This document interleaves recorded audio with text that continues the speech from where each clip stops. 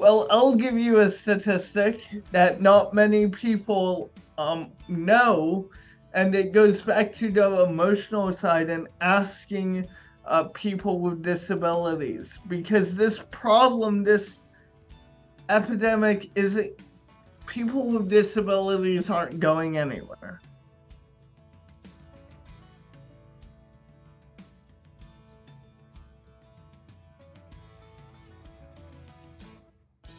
What's good, y'all? Welcome back to another episode. It's another great day, another opportunity for growth and learning something new. Before we get started, though, with this episode, I want to introduce the guest to the side of us. My name is Brandon Daly. I'm from New Orleans, Louisiana, where I currently reside. I am a proud para educator in this community, and I'm just here to share some insights that I have on the disability culture. Definitely.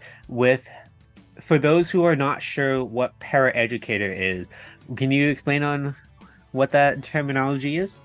So, a para educator is somebody that's really, as my special education director calls it, on the front line of special education. Um, we're the ones with the support of teachers and admin, really facilitating different students' needs as they approach a general education classroom having special needs. Definitely. And with special needs and special education, we've talked about an episode like this similar in the past. We know there are physical disabilities, cognitively, emotional. There's a wide range of disabilities. So we want to support and help out individuals with disabilities. Though, at what point does that support become a hindrance? When does that helpfulness, that hand, become more of a crutch that students or individuals with a disability would lean on? Well, I know in my own life, having a disability, it's also imperative on a person with the disability side to be like, is this really part of my disability, or am I trying to um, pretend like it's part of my disability?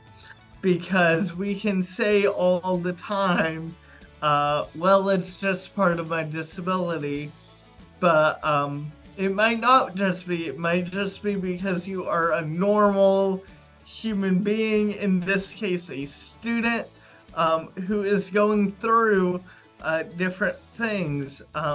And I think advocacy and training is the biggest part of this being a supportive ally towards a person with a disability because I take pride in knowing every single one of the people I work with, the students I work with, education plans, their disabilities, their needs, and I work in a high school setting, so it's all about preparing them for life outside of high school, whether it's um, the college, job, workforce, military. So it's all about getting them to a place of understanding their disability, understanding advocacy, and how to best ask for help in the future. Like, I'm not the perfect example of this is I'm not the person shadowing the student all class. If they really don't need me, then yes, I'm there for the 30-minute assigned push-in time, but I don't, if they don't need my help, then I don't give my help unless they ask. So, and or I see them like laying down and not doing anything. Hmm. Um, so yeah, I take great pride in that. Definitely. And there's one thing you mentioned that stood out to me. The disability shouldn't be an excuse. I've come across a couple kids and a few friends who have a disability, and they would say, "Oh, because of this disability, I'm unable to, or I'm incapable. Because of my anxiety, I am unable to do this." So that disability becomes a hindrance. As and as us as adults and people who want to support individuals with disabilities, we want to separate that person from that disability. Yes, that person has a disability. That doesn't define that child, that person, that doesn't define who they are. They are a human being who happens to have anxiety, who happens to have that disability. Exactly. Like I am told all the time that um I didn't know you had a disability until you said something. I've been told that numerous times, even though I personally know my limitations and my personal experiences. For example, if you guys didn't know, the audience here, me and Mario worked together a few summers ago. And it wasn't until I mentioned it to our staff that I had a disability that they knew. Well, some people had an indication before because they observed me, but not everybody knew that I had a disability. And that's both a powerful weapon and also a powerful weapon because they are not seeing you with a disability. And that's what we need to learn as a society for everybody that has a disability. If it's physical, then yeah, that's clearly evident. If that person is in a wheelchair, that's clearly evident. But like Mario said, if a person has anxiety or a bunch or ADHD or cerebral palsy that's mild or any number of disabilities that aren't seen firsthand, then we need to treat everybody with a disability with that same respect, um, with that compassion to see the person as a person and not a person with a disability. Definitely. And I'm losing my train of thought with that. You mentioned something that was great. Seeing the individual, well, it's beating the dead horse at this point, seeing the individual who happens to have a disability, but more importantly, not putting any bias or prejudice. I personally, I'm at fault for having, obviously, I have autism, I have ADHD, anxiety, depression. So I've experienced a lot of these things from my eyes. And I have friends and family members who also have ADHD or who also have autism. So my perspective, a lot of the times, I I assume someone, one of my friends or cousins who has autism, I assume they're going to do the exact same thing I would do because that's what I did. I had autism. So we put individuals with disabilities in a category based on our experience. That's actually one of the biggest um, misinterpretations, misunderstandings, if you will, of the disability culture. I'll take cerebral palsy as an example because I know a lot about cerebral palsy. I have cerebral palsy. I have friends with cerebral palsy. Like, I have cerebral palsy. When I was born, um, and if your audience doesn't know what cerebral palsy is, it means that I had lack of oxygen to the brain during pregnancy or while giving birth. affecting my brain in multiple different ways, including physical, including mental, including so I can't play sports. I actually just learned how to write through the COVID-19 pandemic. So I couldn't do a lot of that stuff. But what my doctor said while I was growing up is no two people with cerebral palsy are the same. Nobody's the same with cerebral palsy. Because in cerebral palsy is not the biggest misconception when it comes to my disability is there's mild, moderate, and high functioning. Like, that's a myth, in my opinion. Like, that, no doctors would say that. Of course there's mild CP. Of course there's moderate. But in my opinion, everybody with cerebral palsy, and I'm sure with other disabilities, have different challenges. Because like not being able to write in high school, that was a very severe disability, in my opinion. Even though you can't see it on my outward expression, that's the case. So not every person with a disability is identical, and B, there's really no such thing as mild, moderate, and high, in my opinion. That's an interesting idea. Just have unique challenges. I definitely agree on that when you put it in that perspective, because it goes back to labeling kids based on what they are unable to achieve rather than what they're capable of achieving. With individuals who have mod severe, they just need a little more support. That doesn't mean that they're incapable. It's just they're unable, like with cerebral palsy, they just maybe need a little bit more time using their bodily functions versus someone who's highly functional with cerebral palsy.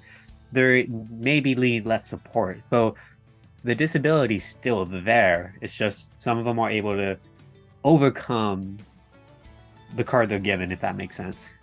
That's why if you're really passionate about disability awareness and people with disabilities, I would do your research and not just assume. Definitely. A big one too, on top of doing the research, if anyone knows someone that has a disability that you're interested in, just ask them how they feel, because especially we're learning in this day and age the emotional side of instead of logic. We're looking at things more emotionally rather than logically. We can hand out statistics, we can solve so many problems. However, if the solution to the problem is not helping us out emotionally, it's not providing a purpose or solving another issue, the emotional side, is that solution really helping us out? Well, I'll give you a statistic that not many people know, and it goes back to the emotional side and asking people with disabilities, because this epidemic isn't, people with disabilities aren't going anywhere, right? And in a statistic that I'm passionate in is as of 5 years ago, I have not, being honest with you, I have not read into it anymore, but as of 5 years ago, cerebral palsy research received $0 in federal funding. That's crazy. So it's this epidemic of people with disabilities isn't going anywhere, and cerebral palsy is the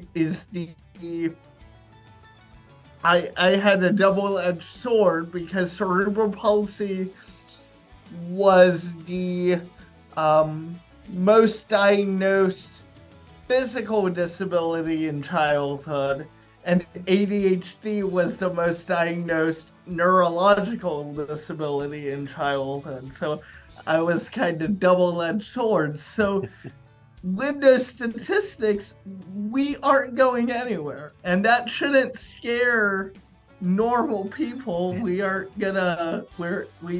coming to infiltrate. But that is just to say we are everywhere. We are visible.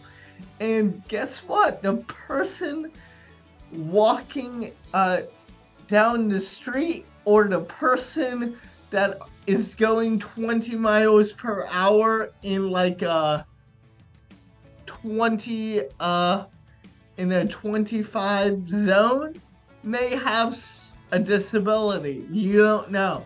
You don't know. The person being slow in the grocery line may have a disability. You don't know. So it's all about spreading compassion. And if you want to do the research, ask people, because I can throw statistics out to you all day long about disabilities. I see it every day. I live it every day.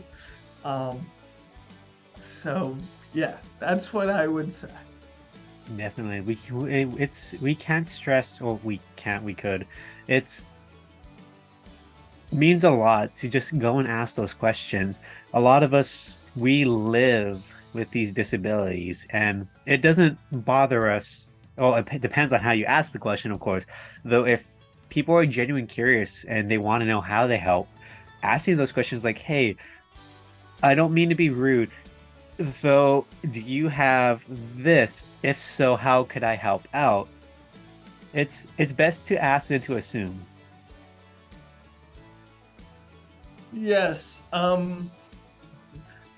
But I would also say, on the other hand, is don't feel offended if the person with that, even if you ask in the nicest way possible, with cookies and candy on top, don't feel offended if the person that you know may have a disability. Don't be offended if we tell you, no, I don't want to talk about it. Because I've had situations where people ask and I'm like, frankly, I don't want to have that conversation right in this moment. So don't feel offended if people with disabilities might say, I don't want to have that conversation. That is true, because it is their personal life at the end of the day. So yeah, it's great. That's a good. But I've seen it happen, and like yeah. It with goes my back. friends who have disabilities, some of my friends don't want to talk about it. And that is their personal choice, and we should respect that personal choice. It's true. It goes back to that whole premise. Do we want to be a supportive ally, or are we hindering them? Exactly. Do we want to support them, or treat them like they're nobody? That's true. With that, we'll close on this quote by Stephen Hawkins. My advice to other disabled people would be, and this is for any individuals who work with people with disabilities as well. My advice to other disabled people would be, concentrate on the things your disability doesn't prevent you doing well, meaning focus on the things you're good at doing with a disability or without a disability. And don't regret the things that interfere with your disability. Don't be disabled in spirit as well as physically. And to close out, I'm not sure the demographics of your audience, but if you do have a disability listening to this, push hard. Don't let your disability hinder you. push past those boundaries. There are so many things that I've done in the years that doctors told me I would never do. I'm actually in 2 years about to go to um, one of the high adventure bases of the Boy Scouts with my troop to hike 50 to 70 miles backpack. So if you want to do something, don't let your disability stop you. Yep, and there you go. And this is for individuals too who also don't who are neurotypical as well. Don't let those handicaps, those issues, the negative thoughts get in your way. And with that being said, thank you guys for watching. If you learned something new, high five the person next to you. As always, PSA, pass the smile, stay safe, always stay awesome. We'll see you guys next time. Peace out, guys. Awesome.